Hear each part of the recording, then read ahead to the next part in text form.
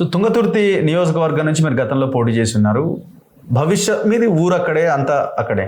So రేపు తుంగతుర్తిలో మళ్ళీ అక్కడ రాజకీయాల్లో అక్కడ ప్రజల ఇష్యూస్ మీద మీరు నిలబడతారా? లేదు ఇది అక్కడ ఆల్రెడీ మన ఎమ్మెల్యేనే ఉన్నాడని చెప్పి వారితో కలిసి వారి నేతృత్వంలో నేను కూడా నా బాధ్యతను వారితో కలిసి చేస్తాను, వారి నిర్దేశకత్వంలో. ఎట్ ద సేమ్ టైం నేను పొలిటికల్గా ఆ ప్రాంతానికి సంబంధించిన వ్యక్తిని కానీ కాబట్టి నేను అక్కడ సర్వీసెస్ ఇవ్వాల్సిన బాధ్యత ఉంటుంది. తుంగతుర్తి అనగానే శాండ్ పాలిటిక్స్ అందరికి దాంట్లో నేను పని చేసి వచ్చింది కదా. నేను నా పవర్ను ప్రజల కొరకు వాడతా కానీ ఈ పరిశ్రమల కొరకు వాడా. నేను ఒక అడిషనల్ సర్వెంట్ తుంగతుర్తి. ఇప్పుడు ఓకే, మెయిన్ సర్వెంట్ సామెల్ గారు. వారితో కోఆర్డినేట్ అయి చేసుకోవాలండి. ఎందుకు?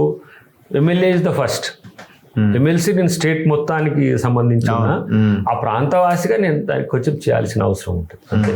కాబట్టి డబుల్ ఇంజన్ ఇప్పుడు తుంగతుర్తికి. తుంగతుర్తి నియోజకవర్గ ప్రజలు మిమ్మల్ని కలవచ్చు, మాట్లాడవచ్చు, సమస్యలు. నేను నిన్న సామేల్ గారు మేము కలిసి చేసినాం. అందుకని వెంకటరెడ్డి గారు మేము అంతే మా ఇంకా రాజగోపాల్ రెడ్డి గారు కూడా ఉండు, కానీ ఇంకా వేరే సిపిఐకి మనం అక్కడ మునుగోడు నుంచి ఇచ్చినాం. కాబట్టి అందరం కలిసి ఉమ్మడి నల్గొండ జిల్లానే కాదు, తుంగతుర్తి కాదు, మొత్తం అందరం కలిసి ఒక సమైక్య భావనతో ముందుకు పోయే పరిస్థితి వస్తుంది. సో టికెట్ రావడానికి మీరు చేసిన లాబీ కానీ డబ్బులు ఖర్చు పెట్టే విషయంలో ఏమైనా ఏమైనా తీసిరా? కాదు, అడిగిరా? పోనీ అడిగి ఉంటారుగా, లాబీ ఉంటుందా ఢిల్లీలో? కాదు, దయాకర్ ఎప్పుడైనా డబ్బులు పెట్టి టికెట్లు కానీ లేకపోతే రాజకీయాలు కానీ చేసిండా? చేస్తాడా? చెయ్యడు. ఓకే, అడిగిన వాళ్ళు కూడా ఎవరు లేరా? నేను చేపిస్తా ఇవి ఉంటుంది కదా బ్యాచ్. ఎవరు నన్ను అసలు పైసలు కూడా ఎవరు అడగరు. ఇదో పెద్ద పంచాయతీ. దయాకర్ అడిగితే ఏడ చెప్తాడు అని ఉంటుంది కదా. కానీ నేను ప్రతి సందర్భం నాకు పార్టీ స్వచ్ఛందంగా నేను పార్టీకి సర్వీస్ చేసిన, స్వచ్ఛందంగా నాకు అవకాశం ఇచ్చింది. స్వచ్ఛందంగా పనిచేసే వాళ్ళంతా కూడా నన్ను ఉదాహరణ తీసుకోండి అని చెప్తున్నా. అని దయాకర్కి వచ్చింది, అందరికి వచ్చిందా అంటే అందరికి వస్తుంది రా అని చెప్పలేదు. బట్ ఒక సిన్సియర్ కమిట్మెంట్తో నేను పార్టీ కొరకు పనిచేసినందుకు నాకు పార్టీ అవకాశాన్ని ఇచ్చింది. ముఖ్యమంత్రి గారితో పాటు మా డిప్యూటీ సీఎం గారు, క్యాబినెట్ అంతా, ప్రతి ఒక్కరు అసలు ఒకరి పేరు చెప్పి ఒకరి పేరు చెప్పకుండా ఉండొద్దు. నేను వాస్తవానికి చెప్పాలంటే అందరూ ఈసారి దయాకర్కి ఇవ్వాల్సిన అవసరం ఉందని వాళ్ళు పాజిటివ్గా నాకు సహకరించిందని. బెల్లే నాయక్ గారు కూడా రావాల్సి ఉండే యాక్చువల్గా, మరి ఆయన కూడా గట్టిగా తను ఉంది.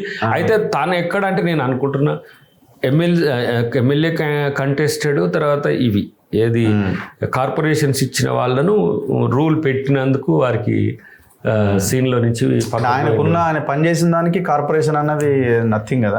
అప్పుడు తీసుకోవడం వల్ల ఏమైందంటే ఆ రూల్ వల్ల చాలా మందికి రాలే, చాలా మంది అవకాశాల నుంచి పక్కకు పోయినారు. సో ఆ సందర్భంలోనే మీకు శంకర్ నాయక్ గారు కానీ విజయశాంతి గారు కానీ తర్వాత సిపిఐకి ఇచ్చిందంటే వాళ్ళ ఇష్టం, వాళ్ళ నామ్స్ వేరు ఉంటాయి. నాది లాస్ట్ పెండింగ్ ఉంది కాబట్టి దాన్ని క్యారీ ఫార్వర్డ్ చేసిండ్రు. అది ఇవ్వాల్సిన సందర్భం. నేను ఒకవేళ నాకు కార్పొరేషన్ మంచిది ఇస్తా అన్నా కూడా నేను మళ్ళీ పార్టీకి ఇచ్చేసేటు. అంతేనా? ఎందుకంటే ఇక ఇప్పుడు మళ్ళీ నాకున్న సమస్యలు వేరే ఉంటాయి. ఎందుకంటే కార్పొరేషన్స్ తక్కువ చూపుతో చూడరు. నేను ప్రజాప్రాతినిధ్యం ఉండాలి.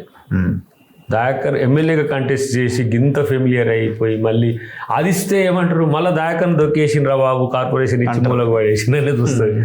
సో చేయకుంటున్నాం అనుకో, త్యాగం వెలుగుతుంది కదా. త్యాగం ఆల్వేస్ కౌంట్స్. త్యాగంతో ఈ 14 నెలలు ఎంత ఎంజాయ్ చేసినో మీకు తెలుసు కదా.